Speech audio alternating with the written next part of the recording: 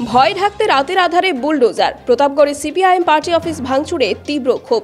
জনসমর্থন হারিয়ে আতঙ্কে দিশেহারা শাসক, তাই রাতের আধারকে হাতিয়ার করে বেছে নিয়েছে গুন্ডামি ও চৌর্যবৃত্তির পথ। প্রতাপগড়ে সিপিআইএম পার্টি অফিসে চালানো হলো বুলডোজার, আর এই ঘটনায় ক্ষোভে ফুঁসছে গোটা এলাকা। স্থানীয় বাসিন্দাদের অভিযোগ, দিনের আলোয় প্রশাসনের সামনে দাঁড়ানোর সাহস নেই বলেই শাসক দল রাতের আধারে সন্ত্রাসের পথ বেছে নিয়েছে। বামফ্রন্টের দাবি, জনগণের মধ্যে ক্রমশ জনপ্রিয়তা হারাচ্ছে সরকার, আর সেই আতঙ্ক ঢাকতেই বিরোধী শক্তির কণ্ঠরুদ্ধ করার চেষ্টা চলছে।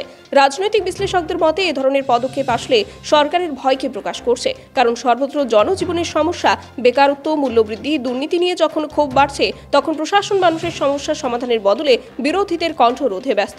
সিপিআইএমের স্থানীয় নেতৃত্ব সাফ জানিয়ে দিয়েছেন, বুলডোজার চালিয়ে অফিস ভাঙা যাবে, কিন্তু আন্দোলনের শক্তি ভাঙা যাবে না। মানুষের পাশে থেকে সরকারের অন্যায়ের বিরুদ্ধে সংগ্রাম চলবেই। প্রতাপগড়ের ঘটনায় পরিষ্কার ভয় পেয়েছে শাসক, আর সেই ভয়ই তাদেরকে চালিত করছে রাতের আধারে গুন্ডামির আশ্রয় নিতে। তবে রাজনৈতিক মহলের প্রশ্ন, কতদিন এভাবে ভয় দেখিয়ে মানুষের কণ্ঠস্বর রোখা যাবে? আগরতলা থেকে নিজস্ব প্রতিনিধির রিপোর্ট, TV100 বাংলা। প্রতাপগড় পার্টির অঞ্চল কমিটির অফিস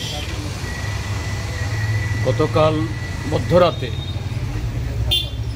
ভারতীয় জনতা পার্টি আশ্রিত সমাজ বিরোধীরা বুলডোজার দিয়ে নিয়ে এসে আপনারা দেখছেন এটাকে গড়িয়ে দেয়।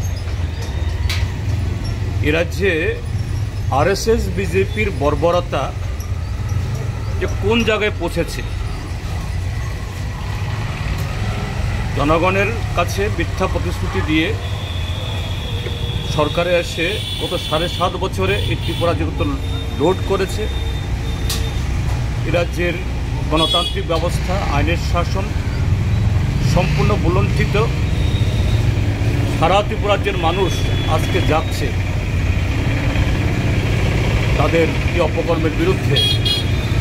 কাজেই এদের যে এই ধ্বংসের শেষ লগ্নে এসে এরা জ্বলে ওঠার চেষ্টা করছে এইভাবেই। কিন্তু কাপুরুষরা, যারা বীর বা নৈতিকভাবে যারা কাজ করে, তারা দিনের বেলা জনসমক্ষে এসে যদি এরকম কোনো দল বা কোনো ব্যক্তি বা কোনো গোষ্ঠী যদি অন্যায় করে থাকে, তার বিরুদ্ধে তারা বলবে, ব্যবস্থা গ্রহণ করবে। কিন্তু তারা যে অন্যায় কাজে লিপ্ত, কাপুরুষ, দিনের বেলা আসতে সাহস পায়নি, মধ্যরাতে এসে এই বর্বরতা কাজ করল। এ রাজ্য এরা বলে সুশাসন।